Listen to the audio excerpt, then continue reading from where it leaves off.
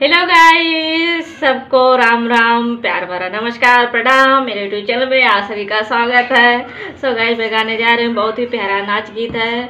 अच्छा लगे तो चैनल को लाइक सब्सक्राइब शेयर जरूर करिएगा और कमेंट में जरूर बताना कि गीत कैसी लगी। सो गाइस, शुरू करती हूँ आज के गीत। देर ना करते हुए तो सुनिएगा, पूरा फुल वॉच करके सुनिएगा। अगर चैनल पे नए हैं तो चैनल को सब्सक्राइब करिएगा और ज़्यादा से ज़्यादा प्यार दुलार अपना बनाए रखे और शेयर और एक लाइक करना ना भूले। सो गाइस, आज की शुरू करती हूँ, सुनिएगा।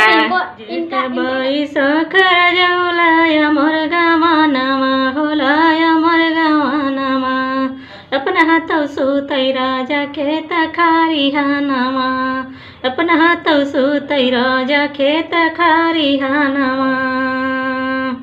जेठ बैसाखर जौलाय मोर गवानामा, होलाय मोर गवानामा। अपना हाथों सुतई राजा खेत खारिहानामा, अपना हाथों सुतई राजा खेत खारिहानामा। खेत खारिहानामा राजा खेत खारिहानामा, अपना हाथों सुतई राजा खेत खारिहानामा।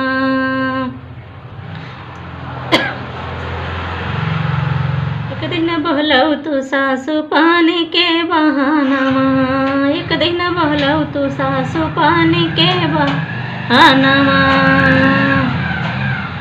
एक हाथ कलर पकड़ते एक हाथ कानावा, एक हाथ कलर पकड़ते एक हाथ कानावा।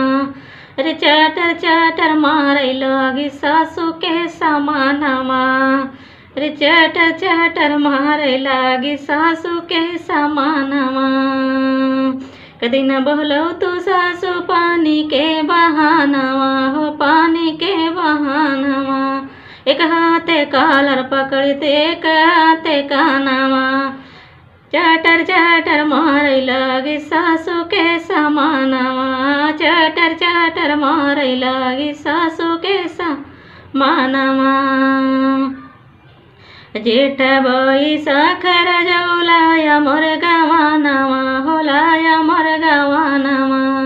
अपना हाथों सुतई राजा खेत खारिहानामा, अपना हाथों सुतई राजा खेत खारिहानामा। एक दिन बोलौ तो जेठनी पानी के बहानामा, हो पानी के बहानामा। एक हाथे कॉलर पकड़ते एक हाथे कानावा। चाटर चाटर मारे लगी जेठनी के समानावा, चाटर चाटर मारे लगी जेठनी के समानावा। एक दिन बोलौ तू जेठनी पानी के बहानावा, हो पानी के बहानावा। कहते कॉलर पकड़ते कहते कानावा। चाटर चाटर मारे लगी जेठनी के समानावा।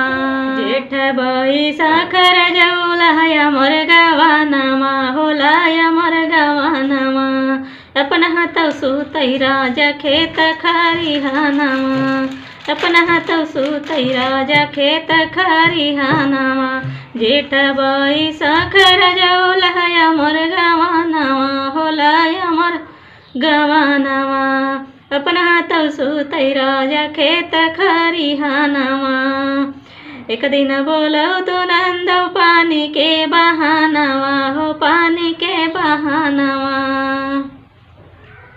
एक हाथे कॉलर पकड़ते एक हाथे कानावा। चाटर चाटर मारे लगी नंदौ के समानावा, चाटर चाटर मारे लगी नंदौ के समानावा। जेठ बैसाखर जौलाय मोर गवानामा, होलाय मोर गवानामा। अपना हाथों सुतई राजा खेत खारिहानामा, अपना हाथों सुतई राजा खेत खारिहानामा। सो गाइस, गीत कैसी लगी कमेंट में ज़रूर बताना, एक लाइक करना ना भूले। सो आज के लिए इतना ही, थैंक यू। मिलते हैं नेक्स्ट वीडियो में।